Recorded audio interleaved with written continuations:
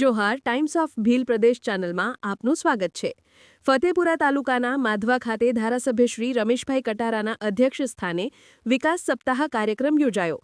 રાજ્ય સરકારની અને કેન્દ્ર સરકારની વિવિધ યોજનાના લાભાર્થીઓને મહાનુભાવોના હસ્તે સહાય કીટ વિતરણ કરાઈ।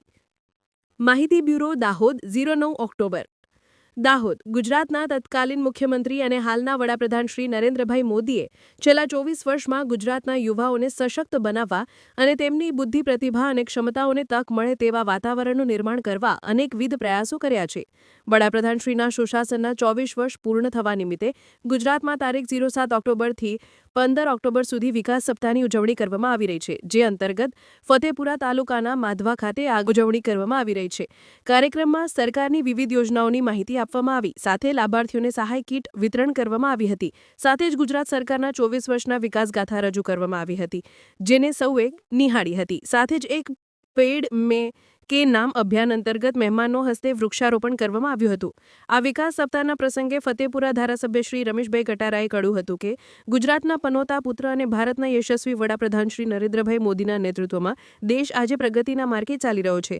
2047 સુધીમાં વિકસિત ભારત બનાવવાનું તેમનું વિઝન છે, એટલે દેશના દરેક નાગરિકનો સર્વાંગી વિકાસ થાય તે માટે રાજ્ય સરકાર અને કેન્દ્ર સરકાર દ્વારા આપવામાં આવતી વિવિધ યોજનાઓનો પ્રચાર પ્રસાર થાય તે માટે વિકાસ સપ્તાહની ઉજવણી કરવામાં આવી રહી છે। આ વિકાસ રથ અને કાર્યક્રમો દ્વારા અંતરિયાળ ગામડાના છેવાડાના માનવીઓ સુધી તમામ યોજનાઓ પહોંચે અને લોકો તેનો લાભ મેળવે તે તેનું ઉદ્દેશ્ય છે।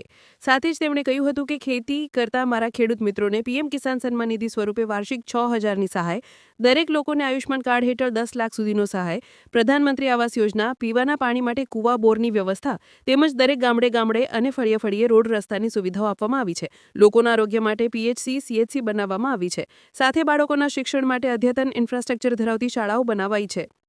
સરકારની વિવિધ યોજનાઓ કોઈપણ પ્રકારનો ભેદભાવ રાખ્યા વગર આપવામાં આવી રહી છે। આ પ્રસંગે ફતેપુરા તાલુકા વિકાસ અધિકારી શ્રીએ સરકારશ્રીની વિવિધ યોજનાઓ જેવી કે પ્રધાનમંત્રી આવાસ યોજના, મનરેગા, સ્વચ્છ ભારત મિશન, આયુષ્યમાન કાર્ડ સહિતની વિવિધ સરકારી યોજનાની માહિતી આપીને ગ્રામજનોને આ યોજનાનો લાભ લેવા માટે અનુરોધ કર્યો હતો। સાથે જ વર્મી કમ્પોસ્ટ ખાતર અળસિયા દ્વારા તૈયાર કરાતા ખાતર વિશે માહિતી આપી ખેડૂતોને પ્રાકૃતિક ખેતી કરવા માર્ગદર્શન આપ્યું હતું। આ કાર્યક્રમમાં તાલુકા આરોગ્ય અધિકારી શ્રી, નાયબ મામલતદાર શ્રી, વિસ્તરણ અધિકારી પંચાયત, જિલ્લા પંચાયત અને તાલુકા પંચાયતના સભ્યશ્રીઓ, પદાધિકારીઓશ્રીઓ, પશુપાલન વિભાગમાંથી પશુ ચિકિત્સક શ્રી, પોલીસ વિભાગ અને આરોગ્ય વિભાગના કર્મચારીઓ, આઈસીડીએસની બહેનો, વિવિધ વિભાગના કર્મચારીઓ, ગામના આગેવાનો, વડીલો, સરપંચશ્રીઓ, લાભાર્થીઓ તેમજ મોટી સંખ્યામાં ગ્રામજનો ઉપસ્થિત રહ્યા હતા।